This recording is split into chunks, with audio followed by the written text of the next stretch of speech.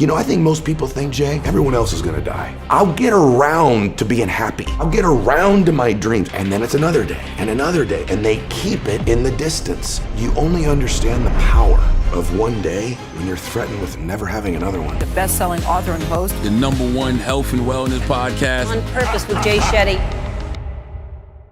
This quote by Thomas Edison said, "When you feel you've exhausted all options, remember this, you haven't." I love that. That's the power of one more. Power of one more. And so I have lived this book in my life. Like I have lived this mindset, and it has changed my life because I've always been just one step away, one habit away, one mindset away from this amazing life that I'm grateful and blessed to live. Well, that's the truth, right? You're right. And I think the great lie in life is that, some scriptures say, well, where there's no vision, the people will perish.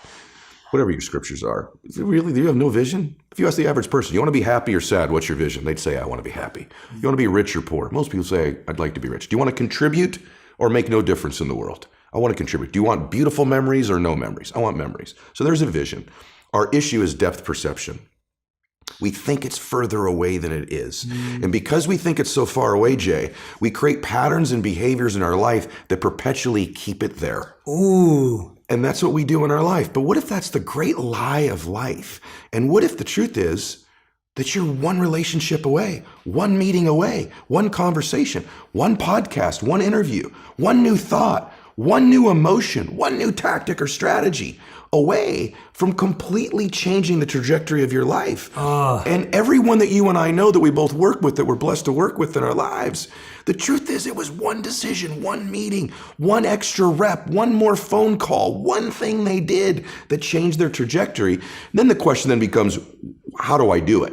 And so the strategies are in the book, but conceptually, that's 100% how you change your life. Yeah, and you're so right. I was thinking about this morning. Last year, I had a double hernia surgery on the front. So I couldn't walk for about a month. And when I say I couldn't walk, I mean I literally couldn't move. Oh my gosh. It was I felt like I was teaching myself to walk again. That's how it felt. It's really interesting what you just said about how we perpetually push it far away. I would wake up every morning and my mind or my initial mindset was it will be gone today. Yeah. It must have gone today. Today it will be fully healed. I'll be fine today. And I would wake up and I wouldn't be.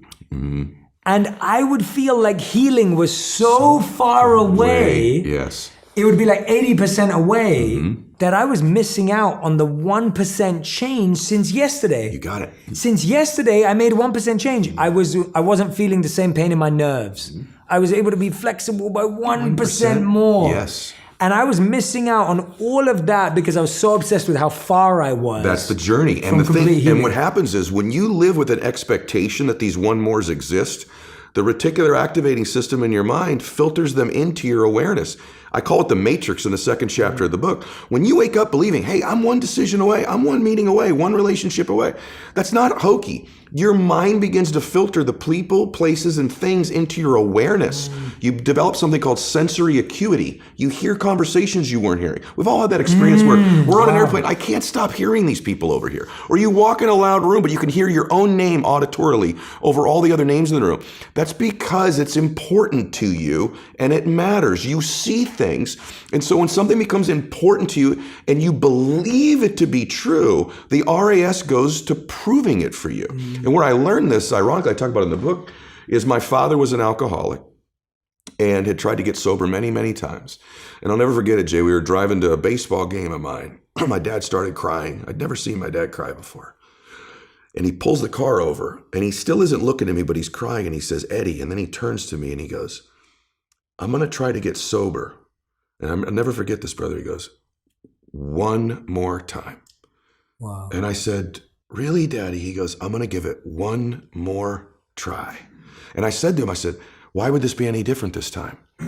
And he said, never said this to me before. He goes, because I love you and you deserve a father you can be proud of. And you can't be proud of me right now. And I think every great thing we do in life is one away, but it's also born from love. To talk about your book, when you love people or you love something so deeply, if that love is greater than what the obstacles might be, now you got a shot to do it. Then my dad gets sober. He comes home from rehab. I say, Daddy, are you never going to drink again? And he said, I can't promise you that. I can promise you I'm not going to drink for one more day at a time. Wow. And he lasted the rest of his life stacking those one more days up. And so I know the power of one more. And Jay, the other thing, I also know humans can change. I watched my hero do it. I watched my dad live my first 15 years.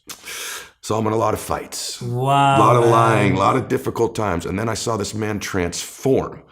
And in life, we're most qualified to help the person we used to be. And what we think in life, and I hope everybody gets this, we think the things we're most ashamed of, embarrassed by, our divorce, our bankruptcy, or maybe we've just always been average and ordinary. This disqualifies me from being successful and happy. What if that's not true? What if the hardest things of your life are the very things that qualify you? I'll give you an example. You know, my dad got sober. Somebody helped him. My dad was going to take his life or lose his family, and I didn't know who it was till months ago. Some precious human being whom I didn't know. In my dad's darkest hour of his life, Jay said, I'll help you. I'll help you. Little did that person know, I'd be his son, and I'd help millions of people, and I'd be on Jay Shetty's show, and we both help millions of people. And the more ironic thing that this person helped my dad is what qualified them to help my dad. They were a drunk. They were an alcoholic. They at one time were a drug addict. They at one time were lying and stealing and living in the shadows. The very thing that person probably figured, that disqualifies me from having a successful life, was the one thing that did qualify them to help my dad. So if you're listening to this and you've had something you're ashamed of, or a failure or a setback, you're most qualified to help the people you used to be. And that person, that alcoholism they suffered with their drug addiction, helped my dad live those one more days forever. That is the best explanation I've heard of how pain turns into purpose. That's right. The thing that brought you down, that broke you down, that made you feel like you were losing everything. That's right. Gave you back everything when you used that to serve the people that were struggling with it. And then there's a purpose. And, you know, if you can survive the temporary pain in your life, and all pain is temporary. I watched my father pass away last year. He was in tremendous pain. Even our bodies are temporary. Only our souls are permanent. If you can survive the temporary, on the other side of temporary pain, you meet another version of yourself, another insight about yourself. And that's why it's so important to grow as a person, because the more we grow and become a new person, we can help those that used to be like us. And that's why you and I are so addicted to growing and learning, and we're curious, because if you used to be a broken person and you no longer are quite as broken, you can help broken people. If you used to be broke financially and you no longer are, you can help people. Whatever you do for a living, at one time you didn't know about it, and now you do. You can help those who need to know about it. And so you're immensely qualified if you understand the power of doing one more. Oh, I love it. I love it. Tell me about, so let's say, and you probably come up against this all the time. Sure. A lot of the people say, okay, I'm going to practice that. I'm with you, Ed. I love you and Jay. I'm listening, and I go, yes, I'm going to practice the power of one more.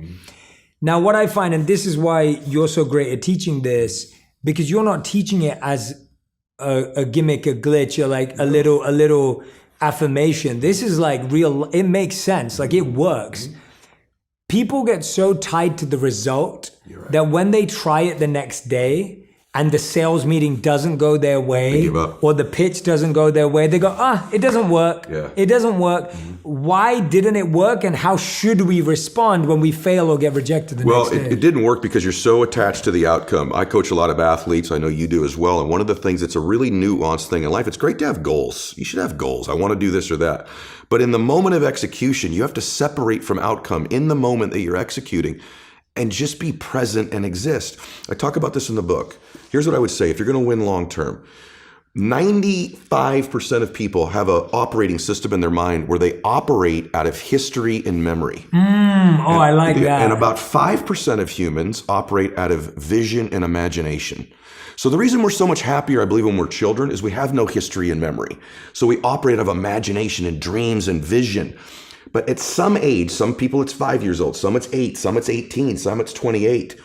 They create a history, and that history then becomes the operating system. So even if they take on a new behavior or tactic, they're operating out of a pattern of thought and belief that's historic and memory-based. And so the number one thing I would say is begin to operate out of your imagination again, out of your vision again. Create from that place. If you create from that place, now you're not tied to the result in that moment. You're giving yourself space to imagine and create something new in your life. That I've never heard that in that language, man. That is so powerful. Thank you. You're so right about as kids how we don't have any memory or history, so we don't have any blocks, we don't have any limits. And begin to listen to the people around you. People say, hey, you're the product of who you hang around. Wow. How do I know if they serve me or not? Here's one way to just deduce this, because they could be beautiful people who care about you, and they might even support you. But when you're with them, what are you ever have those friends you're with them, you're like, remember that party, remember that thing? Yeah. And if your friends are constantly bringing you to the filtration system of memory and history all the time, think this through. How often are those friends saying, hey, what are you working on now? Yeah. Where are you going? What's your vision? What do you want to create? Yeah. And maybe that sounds hokey, but you and I have both our friends have the most amazing histories, and you can't get them to talk about them. No. You have to work, because what are they still doing? Yeah. They're talking about now and where they're going. Yeah. Their viewpoint in their life is being present and having a vision for the future. Yeah. A formula for misery, a formula for lack of creativity, lack of productivity is constantly being history and memory. Yeah. Even if it's good, it doesn't serve us. And for most of us, it's not good. And we keep living from it or trying to move away from it. Create a new future. Don't move away from the past. Create a brilliant, imaginative, curious, vibrant vision for your life. Oh, I love that. Yeah, we're always trying to create the same past. Yes. As opposed to a new future. A new future. And I find that what's really interesting about that, all the studies show that nostalgia makes us believe that the past was more phenomenal than it actually was. If you remember that party you went to at college, it's better in your memory than it actually was. If you actually could have gone back and remembered how you felt hungover and what you broke a bone or whatever happened, but now in your memory, it's beautiful. Beautiful. Right? So our memory also is slightly warped of the past. No question. It can make things feel much better or much worse sometimes. No question. But what's really coming out for me right now is this idea that it's something you said a couple of moments ago, and it sparked a thought for me. I remember the story that Vanessa Bryant told about Kobe Bryant after he passed away. I was fortunate enough to interview him around 3 months before his tragic passing. And she told this story, and she said that Kobe would play through every injury. He would play through every pain. He would play through everything, even when the doctors and his coaches would say, stop playing. And she asked him, she said once, why he still plays, right? Again, going back to our curiosity, not assuming you know your partner. She asked him, why do you still play? And this is just her and him. There's no cameras, she's telling this story, but at the time it was just them two. He said it's because there's someone who's paid for a ticket today. They saved up. And this is the only time they're ever going to be able to come. Maybe maybe a dad's brought his kid. Maybe someone's come to the game. They're a lifelong fan, and they came today. And today's the only day they're going to get to see me. And if I say I'm injured, they won't get to see me. So I'm going to play so that one person gets to see me play, and then he goes and wins. Yes, and it's like. That's love. That's right? Love. That's what you were saying. Love for something is in the present moment also, right? Wow. Love is not just for the past. And it's funny how important one day is, man. When my dad got sick, my dad got cancer. When he first got sick, he goes, hey, my dad was a dude. He goes, look, I'll fight this one time. Okay, I'll do your little chemo and your surgery, but I'm not going to pour poison into my body. I'm not going to lose my hair. I'm not going to deteriorate. I'll give this thing a shot once. If it doesn't work, I'm out.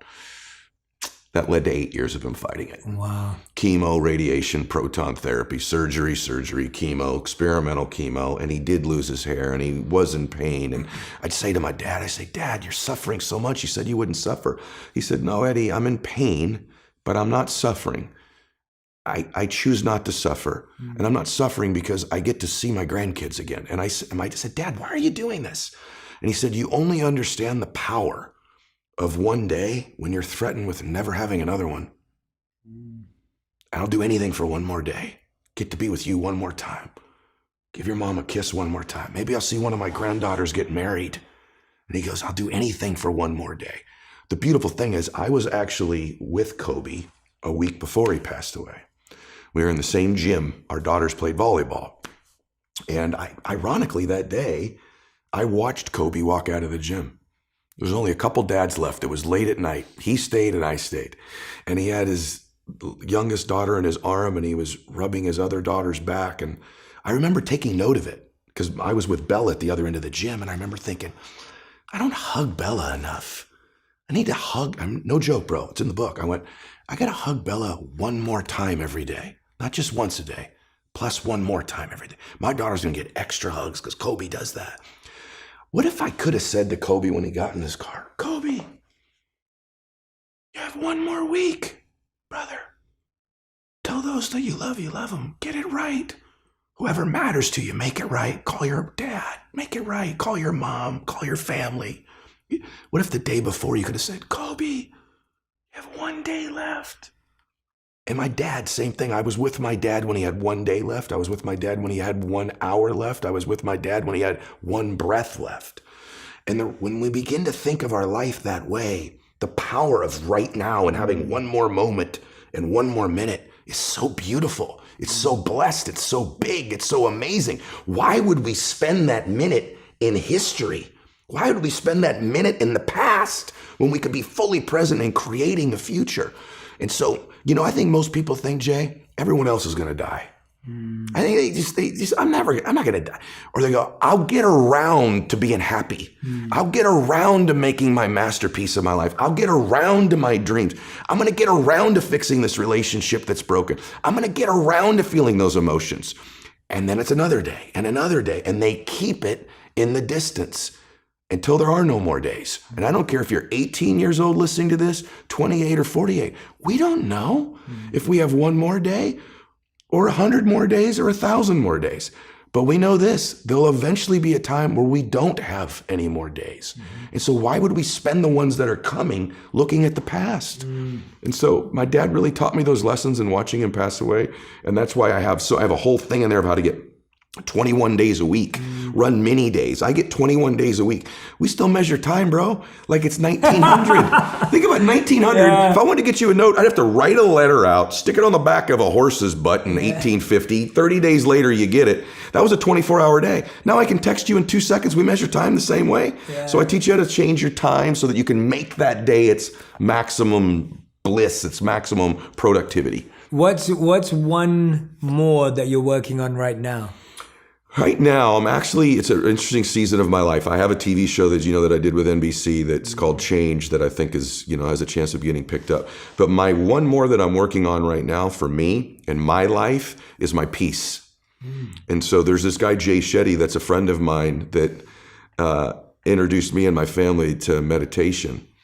And I'm giving myself the gift I don't just do it in the morning now. I've given myself the gift of one more time every single day of just emptying my mind and trying to be fully present. And it's been work for me. I've got that busy type of a mind, but I have found that my peace in my life, most of us, Jay, have all these goals of things we want to do, and they're wonderful. And I believe in doing that. I think standards are more important than goals because, and I teach you in this book, how to set the standards that'll get those goals.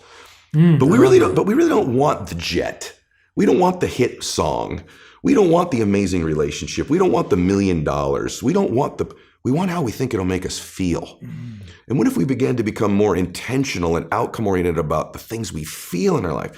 And it took me a while, but now that I'm older, when I feel strong, when I feel blissful, when I feel peaceful, is when I produce the physical things that I want, not the other way around. Oof. And so my one mores are more emotional focus. Most of us, then I'll come up for air here, have an emotional home. There's 3 or 4 or 5 emotions we experience on a regular basis. I write about it in the book. And no matter what happens, we find a way, even if they don't serve us, to get those emotions. If your emotional home is fear, anxiety, worry, depression, anger, you find a way every week to get that emotion. But what if that emotional home could become bliss and peace and joy and creativity and ecstasy? And so I'm working on one more beautiful emotion for my emotional home, and for me, it's peace. I love that. I love that answer, man. It's good to hear about what you've been saying. Like, we're not living in the past, and you're like in the present. But to have you answer that question, that peace is your presence. Like that's what you're looking for. Right Like now. that's the present. And it shows that you're using this, like it works. You're doing it time and time again. And I love what you said. It moves from the physical things into the subtle, into the emotional, into the deeper. I think that's so profound. What was that one more that if you didn't do it, you wouldn't be here today? What was one of those ones that like that was the one that convinced me, apart from obviously your father, that you were like, if I didn't do that, I wouldn't be Ed Mylett today. I wouldn't be Max Out Life. The first business I built was a financial business, and I had some success, Jay, like a lot of people do in life. And then it went backwards. And sometimes when you get up the flagpole just a little bit and you come back down, that's an emotional difficulty. It could be a relationship that was good that's gone, or maybe you saved some money, it's gone. Maybe you lost a bunch of weight and got fit and you gained it back. For me, it was my business. And I called my dad. He was a pretty wise guy now that he was sober. And because I could tell you, man, I'd do one more rep in the gym. I haven't done 10 reps on a bench press in 30 years. I've done 10 plus one more a lot, though. I haven't done 45 minutes on a treadmill, but I've done 45 plus one more minute. 10 contacts a day? Never. 10 plus one more. But the biggest one more was actually something else. I called my dad and I said, hey, Dad, it's not going. The business is crashing. And I'm running out of money. Our power was turned off. Our water was turned off, Jay. I had to take my wife every morning. We'd lost our house. We're living in an apartment now. Then the water got turned off. You can't cook. You can't bathe. There was a apartment building. We had an outdoor shower at the swimming pool. And we were newlyweds. And I'd have to get up every morning, walk down there, and I'd hold a towel up while my wife took her shower every day outdoors and brush her teeth. And then she'd switch and hold the towel up for me. And I'd walk back up to the apartment, and I was so emasculated, so ashamed, so embarrassed. And I was living a nightmare, selling a dream to everybody every day. We can do this. A lot of entrepreneurs or people can relate in their life. And anyway, I called my dad that night, and I said, I think I need to pack it in. I need to go get a job. And this success thing is not... It's not for people like us. And my dad goes, Eddie, you don't have to decide you're never going to quit. He goes, just don't quit for one more day. See how you feel tomorrow. I go, Dad. He goes, just don't do it for one more day. And I got up the next day and I still wanted to quit, but not quite as much. And then I went one more day. And I found myself about 30 days later, I didn't want to quit anymore. And thank God the one more I did was I went one more day without quitting. And I'm so grateful I didn't quit on my dream. Oh, Ed, wow, that is like, oh my gosh, man. Like, everything you're just dropping right now, I'm just like, I hope everyone is taking notes. If you haven't been taking notes, I want you to take a screenshot right now of where we're at right now, because that's what you're going to have to listen to again. So take a screenshot, share it, tell everyone to go to this segment, listen to that over again, because I think what I'm hearing, is that this is a lifestyle. Like, this is a mindset. It's a lifestyle. It's an everyday, every moment way to live. This isn't just in the big business you're building. This is me telling my wife I love her one more time. This is me making sure I message my mom one more time. It's me making sure that when I'm sitting here with you, I'm always going to have to ask you one more question because you keep giving so much. No, but you keep giving so. Well, that's what you just said. It will never end. Mm-hmm. I think if people feel like they tried a lot and then they start building up resentment and like pain and bitterness towards that path. And a lot of people also that I know, they just think that there are some people who are meant to be. I agree with this. And then there are some people that are not meant to be. That's correct. And they carry that with them. And it comes from this like, oh yeah, you were meant to be this, or that person was meant to have it. But for me, this is where, and I heard that kind of come up in what you were saying to your dad, like, it doesn't happen to people like us. How does this principle apply to someone who's in that Brother, space? best question ever. Because I grew up with you have an alcoholic dad or a drug addict, or maybe you come from divorce, or maybe your parents just didn't love you enough, whatever it was, didn't tell you they loved you enough. It's hard to have self-confidence. Yeah. I was a little guy. I got bullied in school, and and even at this age now, bro, I if I'm being completely honest, self-confidence, we all teach that it's, part of keeping the promises you make to yourself. But what if you raise the standard a little higher? You keep the promises you make to yourself, plus one more. Because for me, self-confidence didn't come easy. I think in life, ultimately you're going to get what you believe you deserve. And if you're wired like me, I didn't think I deserved a lot. I didn't even have a dad who could stop drinking, right? I wasn't 6'4". I don't have an incredibly high IQ. There's nothing really that impressive about me, nor were people very impressed with me most of my life. So that was my pattern. That was my history. That was my memory. And so I could wait around until I developed tremendous self-confidence, or I could begin to do things every day that were small. They're not major. And over time, when I did those one more calls, that one more meeting, that one more book I read, that one more podcast, not only am I doing more reps, so the likelihood of me being successful is bigger, but I started to convince myself I'm doing things other people aren't willing to do. Maybe I deserve things other people aren't going to get. And slowly but surely, I started to convince myself I did deserve it based on what I was doing, not necessarily the caliber of my talent. Yeah. And that was the difference. Yeah, you just, there's a thought I've been having recently, and it's that comfort creates self-care. But discomfort creates self-respect. Ooh, boy, I love that. Right? Like, it's what you're saying. I love that. that. The one more discomfort every day, Yes. that's where self-respect comes from. Yes. You don't... Great term. You don't start to trust yourself or build self-esteem or believe in yourself because you just say it to yourself. Amen. It's coming, what you just said. You go out there and take one more meeting and see what you learn. Yes. You go out there and take one more risk, one more discomfort. And I guarantee you, if you have a successful or happy friend, how you determine that, and you ask them this, they'd tell you that we're right. Yeah. They would tell you, gosh, that's right. Yeah. It's right. And the difference between winning and losing, happiness and sadness, is so small, it's almost scary to talk about. But the good news is I think I kind of know what it is, and it's this one more. Absolutely. The people that I know that are the most successful and happy have more uncomfortable conversations. Agreed. They have more uncomfortable days. They have more discomfort in their lives. Yes, totally agree with that. But selected discomfort. But one of the other things that I'm asking from now, I'm like going into like the people that I know that I'm thinking about, I can see their faces and I want them to know that I'm asking for them. A lot of the time, one more in the wrong direction That's right. can also be really misguiding. Sometimes people, and I know you're a person of faith too, and so we can touch on this. Sometimes we're climbing the mountain and we keep doing one more, but we're actually going further away from who we are, who we want to be, our faith, our partners, right? We know people who've built multi-billion-dollar companies but lost their kids. That's right. Or they've become famous and rich, but their partner cheated on them, or like really painful stuff. And you know people who didn't do all of that, and that's happened too. Sure. Like it's both ways.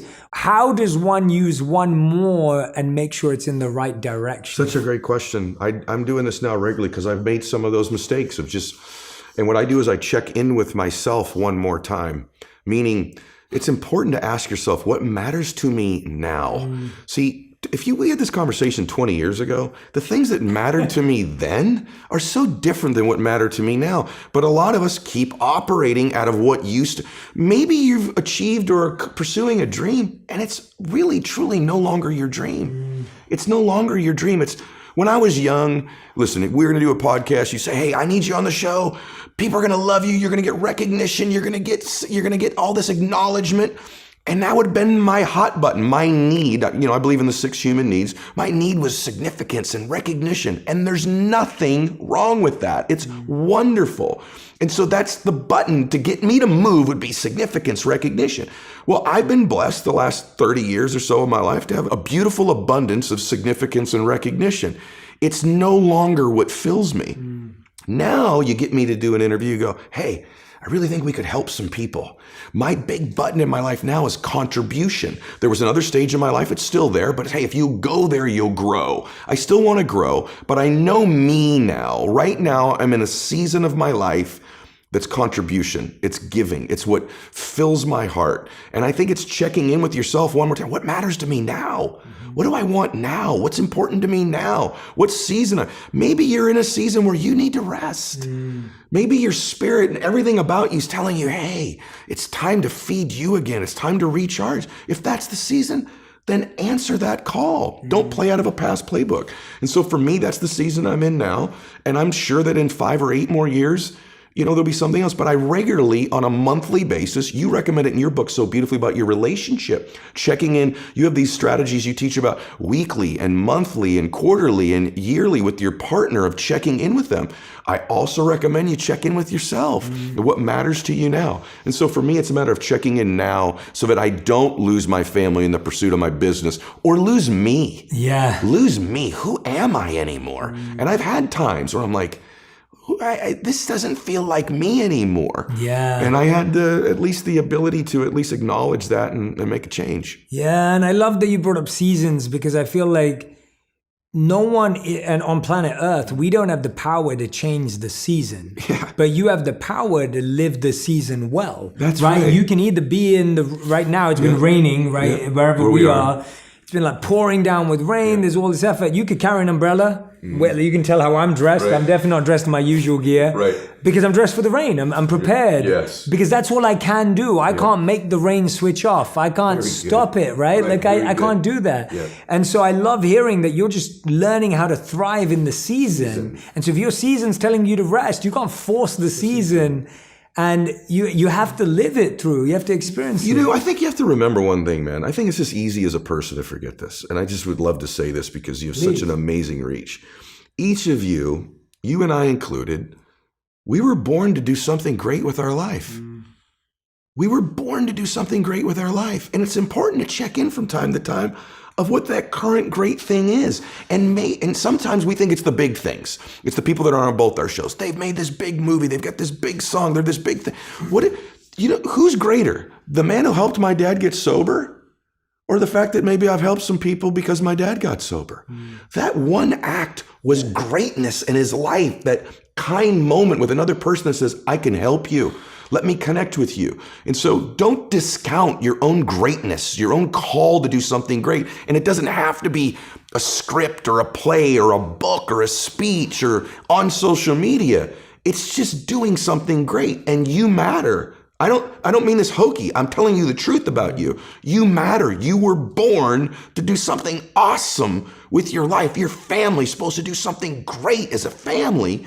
And maybe it's just checking in and reminding yourself of that and then asking yourself, what is that thing right now in my life? And so I just think that reminder is so important that, it's great to voyeuristically look in on successful people or what we think are successful people. It's also important that the camera turn back on you and go, you matter. You matter. You are great. And that's probably the most important thing we'd say today. Oh, gosh, man. Yeah. And one thing you just clarified beautifully is that great doesn't have to be big. No. And big doesn't mean great, right? And I think we're so obsessed today. We are. In that to do something great, it has to be big, it has to be bold.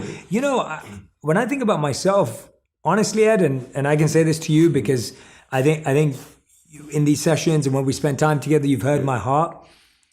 I was one of those people who actually never believed I could do any of the stuff I've done. I never set out when I started and I was like, one day I'm going to be... I didn't have any of that. That's not how I'm wired. I was wired in I want to serve. I'm going to serve whoever comes. Yes. Whether it's 5 people, 10 people, I'm happy.